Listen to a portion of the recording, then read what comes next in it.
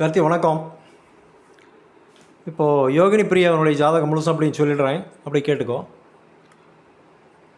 K யோகினி பிரியா பிறந்த தேதி 27/3/2000, 9:40 காலையில், அன்னைக்கு திங்கக்கிழமை. நட்சத்திரம் மூலம் 2ஆம் பாதம். அன்னைக்கு வரக்கூடிய நட்சத்திரம் மூலம் 2ஆம் பாதம். இதுதான் ஜாதகம், ஜாதக கட்டம், ராசி கட்டம் அப்படியே பார்த்துக்கோ. லக்னம் ரிஷப லக்னம், ராசி தனுசு ராசி. ரிஷப லக்னம் தனுசு ராசி, மூலம் 2ஆம் பாதம் நட்சத்திரம். ரைட். மூலம் இன்னைக்கு வயசு 25 வயசு மேலே போட்டிருக்கேன். 25 வயசு 3 மாதம் 14 நாள். 25 வயசு 3 மாதம், இன்றைக்கி 14 நாள், இந்த மாதிரி கணக்கு. ரைட். இன்றைக்கி கோச்சாரப்படி மெயின் கிரகங்கள்லாம் பார்த்திங்கன்னா ராசிக்கு 3ல் ராகு இருக்கிறார், நல்லது. ராசிக்கு 9ல் கேது இருக்கிறார். ராசிக்கு 9ல் கேது இருக்கிறது இந்த ஜாதகருக்கு ஒன்றும் பெரிய பாதிப்பெல்லாம் ஒன்றும் இல்லை. அப்பா ஸ்தானத்துக்கு மட்டும் கொஞ்சம் அதான் அவங்களுக்கு இப்போ கொஞ்சம் தொந்தரவு பண்ணிக்கிட்டு இருக்கு இல்லையா, அது இதுவுமே ஒரு காரணம். ராசிக்கு 3ல் இருக்கிறது ராகு இருக்கிறது நல்லதான், நல்ல அமைப்பு தான். அடுத்தது நடக்கக்கூடிய தசா புத்தி அப்படின்னு பார்த்திங்கன்னா இன்றைக்கி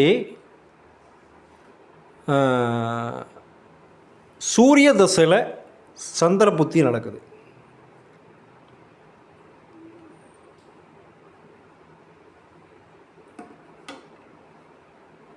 பன்னெண்டு 1/2026 வரை நல்லா பார்த்துக்கோ. சூரிய தசையில் சந்திர புத்தி வர ஜனவரி மாதம் 12ஆம் தேதி வரையிலும் சூரிய தசை சந்திர புத்தி. இப்போ உனக்கு 2029 வரையிலுமே நமக்கு யோகினிக்கு சூரிய தசை தான் நடக்குது. சூரியன் பாரு, இந்த லக்னத்துக்கு 1, 2, 3, 4ஆம் அதிபதி 11ல் சூரியன் இருக்கிறது நல்லது. ஆனால் இந்த லக்னத்துக்கு அவயோகியாக வரார். யோகம் செய்யக்கூடிய அமைப்பில் கொஞ்சம் தடை ஏற்படுது அப்படின்னு அர்த்தம். அவயோகியாக வரார். ஆனால் தன்னுடைய ஸ்தானத்துக்கு 8ல் மறைஞ்சிருக்கிறதுனால யோகத்தை செய்வார். அதனால தான் நம்ம பரிகாரத்துக்கு போகிறோம். அதே மாதிரி இந்த வீட்டிலேயே இன்னைக்கு கோச்சாரப்படி சனி இருக்கிறார், அர்த்தாஷ்டம சனி. அந்த சனி என்ன பண்ணோம்னா கொஞ்சம் சோம்பலை கொடுக்கும். அப்பப்போ கொஞ்சம் தாமதம், எந்த வேலை செஞ்சாலும் கொஞ்சம் மெதுவாக செஞ்சுக்கலாமே, மெதுவாக படிச்சுக்கலாமே அப்படிங்கிறது இருக்கும். இதெல்லாம் எதிர்த்து நம்ம செய்யணும். ஆனால் அந்த சனியினுடைய வேலையை கட்டுப்படுத்தக்கூடிய அளவுக்கு இன்றைக்கி ராசிக்கு 7ல் குரு இருந்து ராசியை பார்க்குறார். ராசிநாதனே ராசியை பார்க்குறார். அருமையான அமைப்பில் இருக்கிறார், ஒன்றும் பிரச்சனை இல்லை. சரி, இன்றைக்கி நடந்துகிட்டு இருக்கிறது சூரிய தசையில் சந்திர புத்தி. சூரியன் தான் சொல்லிட்டேன் 11. சந்திரன் இந்த லக்னத்துக்கு கொஞ்சம் பவர் தான். அவர் 8ஆம் இடத்துல தான் இருக்கிறார், குரு வீட்டில் இருக்கிறார், குரு பார்வையில் இருக்கிறார். அதனால் அந்த சந்திரன் நன்மை தான் செய்யணும். குரு பார்வையில் இருக்கிற சந்திரன் நன்மையே செய்வார். 12/1/2026. அதுக்கடுத்து செவ்வாய் புத்தி. சூரிய தசையில் செவ்வாய் புத்தி 18/5/2026 வரையிலும். இந்த செவ்வாய் பார்த்திங்கன்னா லக்னத்துக்கு 7ஆம் அதிபதி, 7க்கும் 12க்குமான அதிபதி. இந்த செவ்வாய் நிற்கிறது கேதுவனுடைய சாரத்தில் நிற்கிறார். அப்போ இதை விட பார்த்திங்கன்னா சந்திரனும் கேது தான் நிற்கிறாரு. இருந்தாலும் சந்திரனுக்கு குருனுடைய பார்வை இருக்குது. செவ்வாய்க்கு குருவோட சேர்ந்து இருக்கிறார். அதனால் சந்திரனும் நல்லது தான் செய்யணும், செவ்வாயும் நல்லது தான் செய்யணும் அப்படிங்கிற அமைப்பு.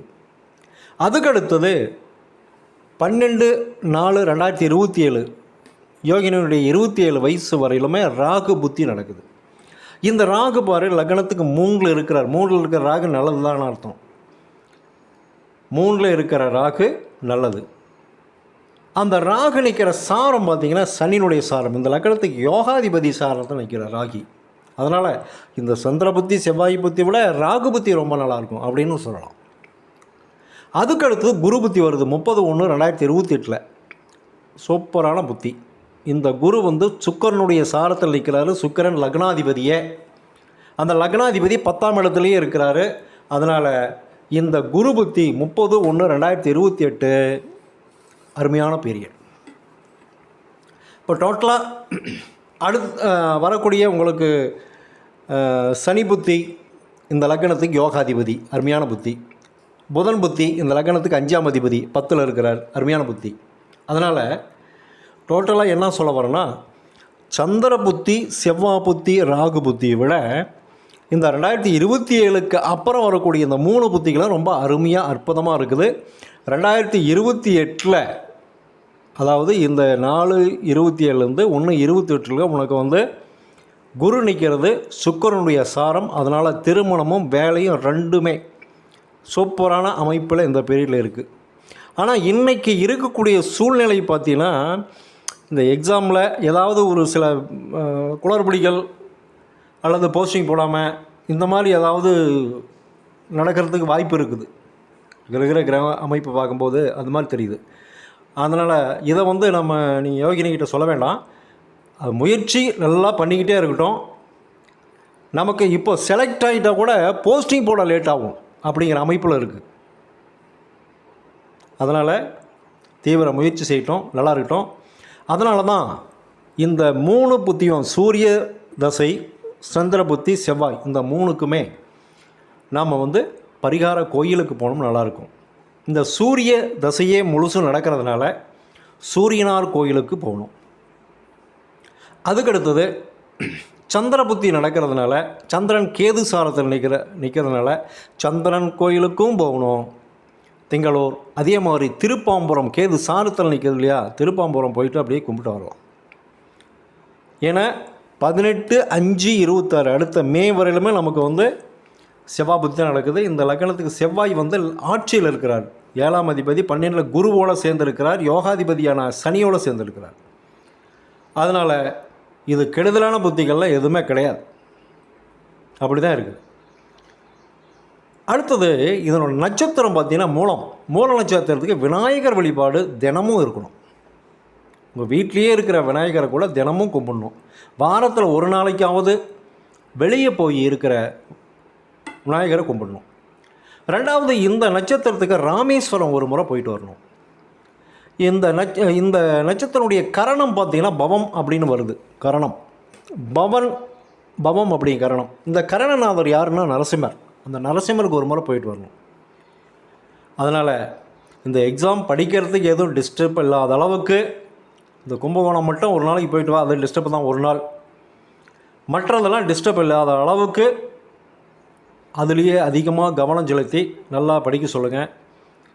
இறை வழிபாடு தொடர்ந்து இருக்கட்டும்.